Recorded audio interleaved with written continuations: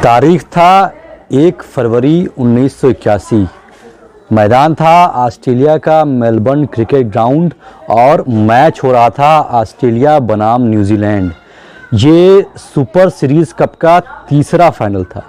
दोस्तों एक्चुअली उस समय होता ये था कि अगर 3 या 3 से अधिक देश आपस में कोई श्रृंखला खेल रहे हैं तो उस श्रृंखला का जो फाइनल होता था वो फाइनल 3 मैचों का होता था और उन 3 फाइनल में जो टीम ज़्यादा फाइनल जीतती थी उसे विजेता घोषित किया जाता था।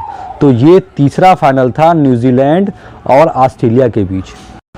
ऑस्ट्रेलिया के कप्तान थे ग्रेग चैपल, वही ग्रेग चैपल जो भारतीय क्रिकेट टीम के कोच रह चुके हैं, वही ग्रेग चैपल जिनका पूर्व भारतीय कप्तान सौरव गांगुली से लफड़ा जग जाहिर है।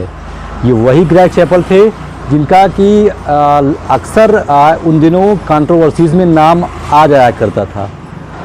दोस्तों ग्रेग चैपल ऑस्ट्रेलिया के कप्तान थे और ऐसा पॉसिबल ही नहीं था कि कोई लफड़ा ना हो। मैच पहुंचा आखिर में न्यूजीलैंड को जीतने के लिए 1 ओवर में 15 रनों की आवश्यकता थी, यानी कि 6 गेंदों पर 15 रन चाहिए थे न्यूजीलैंड को ये फाइनल मैच जीतने के लिए। ग्रेग चैपल ने गेंद थमाई अपने छोटे भाई टी चैपल को। टी चैपल की पहली गेंद न्यूजीलैंड के बल्लेबाज ने जोरदार हिट मारी और गेंद स्ट्रेट 2 टप्पे में पहुंच गई बाउंड्री लाइन के बाहर। ये चौका था। अब न्यूजीलैंड को जीतने के लिए 5 गेंदों में 11 रनों की आवश्यकता थी और अगली गेंद टी चैपल की सीधी गेंद, इस बार फिर से हिट मारने की कोशिश की न्यूजीलैंड के बल्लेबाज ने। गेंद सीधा पैड पर लगी और जोरदार अपील हुई, एम्पायर ने उंगली खड़ी कर दी, बल्लेबाज आउट हो गया था। अब न्यूजीलैंड को जीतने के लिए 4 गेंदों में 11 रनों की आवश्यकता थी और न्यूजीलैंड के पुछल्ले बल्लेबाज आना अब शुरू हो गए थे। अब न्यूजीलैंड को 4 गेंदों पर जीतने के लिए 11 रन चाहिए थे और अगली गेंद पर नए बल्लेबाज ने हिट मारा, गेंद इनसाइड एज लगी और पीछे की तरफ गई। भागकर न्यूजीलैंड के बल्लेबाज ने तेजी से 2 रन पूरे कर लिए और अगली गेंद पर टी चैपल ने गेंद फेंकी और अगली गेंद पर बल्लेबाज ने एक बार फिर से हिट मारने की कोशिश की, लेकिन मिस हिट हुआ, गेंद गई लेग साइड पर और बहुत तेजी से भागकर न्यूजीलैंड के बल्लेबाजों ने 2 रन फिर से पूरे कर लिए। अब न्यूजीलैंड को जीतने के लिए 2 गेंद पर 7 रनों की आवश्यकता थी और उम्मीद कुछ बन गई थी, क्योंकि क्रिकेट में कभी भी कुछ भी हो सकता है। अगली गेंद टी चैपल की और गेंद को एकदम उन्होंने स्टैम्प टू स्टैम्प रखा।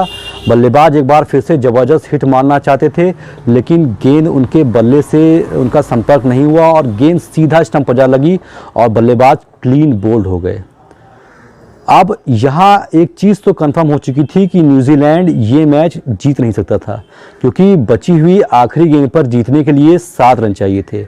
लेकिन अगर आखिरी गेंद पर न्यूजीलैंड के बल्लेबाज 6 रन मार देते, छक्का मार देते, तो मैच टाई हो जाता और अगर ये मैच टाई हो जाता तो ये सीरीज़ भी टाई हो जाती। अब उस समय एक ऐसा दृश्य देखने को मिला दोस्तों, जो क्रिकेट के इतिहास में शायद कभी नहीं हुआ था। ग्रेग चैपल अपने छोटे भाई टी चैपल के पास गए, कुछ उन्होंने बातचीत की। उसके बाद उन्होंने एम्पायर को बताया कि ये गेंद मैं अंडर आर्म फेंकवाऊंगा, यानी कि अगर हमारे कॉमन भाषा में बात करें तो हम लोग के इधर पूर्वी यूपी में इसे बोलते हैं सुर्री गेंद, ऐसे हाथ से सीधे फेंक देना। तो ग्रेग चैपल ने अपने भाई से कहा कि आप ये गेंद अंडर आर्म फेंकें। ये बात एम्पायर को बताई गई, एम्पायर ने बल्लेबाज को बताया और ये बहुत ही एक दुर्भाग्यपूर्ण माहौल था वहाँ पर। इवन ऑस्ट्रेलिया के विकेट कीपर भी कह रहे थे कि ऐसा मत कीजिए, लेकिन ग्रेग चैपल उस समय खेल भावना को भूल गए। उन्हें सिर्फ चाहिए थी जीत और यान चैपल ने अगली गेंद जो है अंडर आर्म फेंकी, सुर्री फेंकी। बल्लेबाज क्या करता उस पर, बल्लेबाज ने उसको गेंद को रोका और उसके बाद उन्होंने अपना गुस्सा दिखाया। बल्लेबाज ने अपने बैट को फेंक दिया। उस समय सब कुछ जानते हुए भी कोई भी कुछ नहीं कर सकता था। क्रिकेट का जो खेल था उस समय बहुत ज़्यादा नीचे हो चुका था। ऑस्ट्रेलिया ये मैच तो जीत गया, लेकिन वहाँ पर जो दर्शक थे, जो न्यूजीलैंड के समर्थक थे, बहुत ज़्यादा गुस्से में थे, बहुत ज़्यादा आक्रोशित थे। न्यूजीलैंड के कप्तान पवेलियन से निकलकर एम्पायर के पास आए, उन्होंने एम्पायर से बातचीत की, कुछ बहस हुई, लेकिन उसका कोई भी नतीजा नहीं निकला। ऑस्ट्रेलिया ये मैच जीत चुका था और इस मैच के बाद तुरंत ही नियम निकाला गया कि अब अगर कोई भी गेंदबाज अंडर आर्म गेंद फेंकता है तो वो गेंद नो बॉल हो जाएगी। दोस्तों, ये मैच याद किया जाता है ग्रेग चैपल की जो खेल भावना थी, उन्होंने उसको किस तरीके से तार-तार किया था। तो मैंने आपको कुछ कहानी बताया कि महेंद्र सिंह धोनी ने कितनी अच्छी खेल भावना को प्रस्तुत किया था जब एक आउट हुए बल्लेबाज को उन्होंने दोबारा बल्लेबाजी के लिए बुला लिया था। और एक उसी के सामने एक कहानी आपकी ये भी पेश कर रहा हूँ कि ग्रेग चैपल ने किस तरीके से मेरे शब्दों में तो मैं तो इसे कहूँगा बेईमानी करके मैच को जीता था। मैच जीतना उनके लिए ज़्यादा इंपॉर्टेंट था।